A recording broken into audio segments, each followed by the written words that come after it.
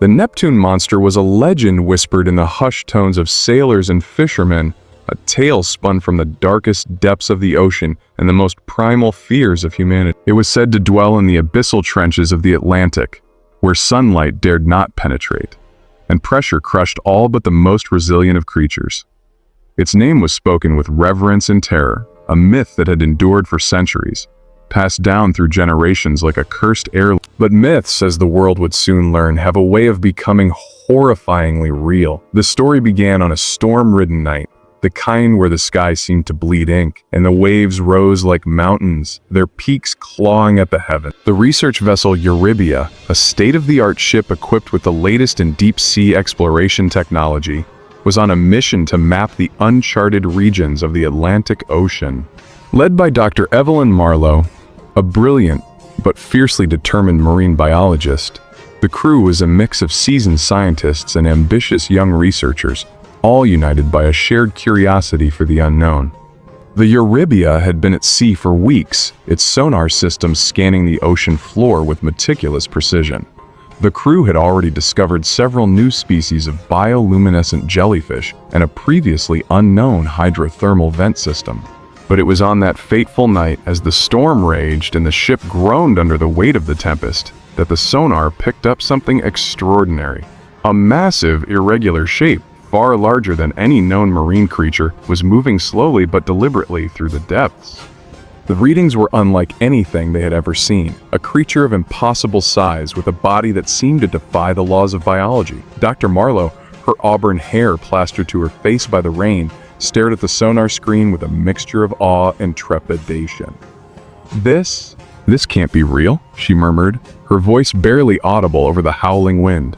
But the data was undeniable. The creature was real, and it was heading straight for them. The crew, a mix of excitement and fear, prepared the deep-sea submersible Nereid for an immediate descent. Dr. Marlowe, along with her trusted colleague, Dr. Raj Patel, a geophysicist with a penchant for danger, would pilot the submersible into the abyss. The rest of the crew, including the ship's captain, a grizzled veteran named Jack Hargrove, would monitor their progress from the surface. As the Nereid plunged into the inky blackness, the storm above faded into a distant memory. The submersible's lights cut through the darkness, revealing a world that was both alien and mesmerizing. Strange, glowing creatures darted past the viewports, their bioluminescence casting eerie shadows on the rocky seabed. But the beauty of the deep was overshadowed by the growing sense of unease that gripped the two scientists. The sonar had indicated that the creature was close, and every passing second brought them closer to an encounter that would change their lives forever. Then, without warning, the Nereid was rocked by a violent impact. The lights flickered and the submersible spun wildly, its hull groaning under the strain. Dr. Marlowe struggled to regain control, her hands gripping the controls with white-knuckled intensity. "What the hell was that?" she shouted, her voice trembling with fear. Dr. Patel, his face pale but determined, scanned the external cameras. "I don't see anything. It's like it just vanished." But it hadn't vanished. The creature was there, lurking in the darkness, its massive form blending seamlessly with the shadows. It was a Leviathan of the deep, a monstrosity that defied description. Its body was covered in thick, iridescent scales that shimmered with an otherworldly glow, and its eyes, those terrible, unblinking eyes, burned with a malevolent intelligence. It had tentacles, dozens of them, each lined with rows of razor-sharp suckers that could tear through steel as easily as paper. And at the center of its grotesque form was a gaping maw, filled with rows of serrated teeth that glistened with a viscous, acidic slime. The creature, the Neptune Monster, was no mere animal. It was a predator, a hunter of unparalleled ferocity, and it had set its sights on the Nereid. The next few minutes were a blur of chaos and terror. The creature attacked with a speed and ferocity that left the scientist reeling. Its tentacles slammed into the submersible, each impact sending shockwaves through the fragile vessel. The lights flickered and died, plunging the cabin into darkness.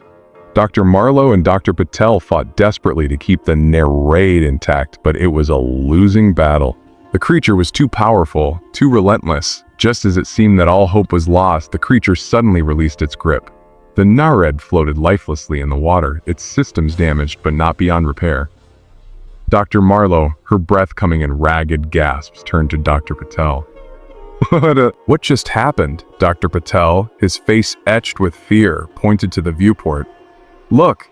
Outside, the creature was moving away, its massive form disappearing into the darkness. But it wasn't retreating, it was circling, its movements deliberate and calculated. It was toying with them, savoring the hunt. Back on the Eurybia, the crew watched in horror as the sonar tracked the creature's movements. Captain Hargrove, his voice tight with tension, barked orders to prepare for an emergency ascent. But it was too late. The creature had other plans. With a sudden, violent surge, the creature attacked the Eurybia, its tentacles wrapping around the ship with crushing force. The crew screamed as the ship was lifted out of the water, its hull groaning under the strain. The lights flickered and died, plunging the ship into darkness. The creature's maw opened wide, revealing a gaping chasm of teeth and slime, and with a final terrible roar, it dragged the Eurybia beneath the waves. The Neptune monster had claimed its prey. In the days that followed, the disappearance of the Eurybia made headlines around the world. Search and rescue teams scoured the area, but no trace of the ship or its crew was ever found. The official explanation was that the ship had been lost in the storm, but those who knew the truth, those who had heard the whispers of the Neptune monster, knew better. Dr. Evelyn Marlowe and Dr. Raj Patel were never seen again. Their fate, like that of the Eurybia, remains a mystery. But in the darkest depths of the Atlantic, where the pressure is crushing and the light never reaches, the Neptune monster waits. It is a creature of myth and nightmare, a predator that has endured for centuries, and it is hungry. The ocean, vast and unknowable, holds many secrets, but some secrets are better left buried. For in the depths where the light cannot reach, the Neptune monster reigns supreme. And it is always watching, always waiting for its next prey.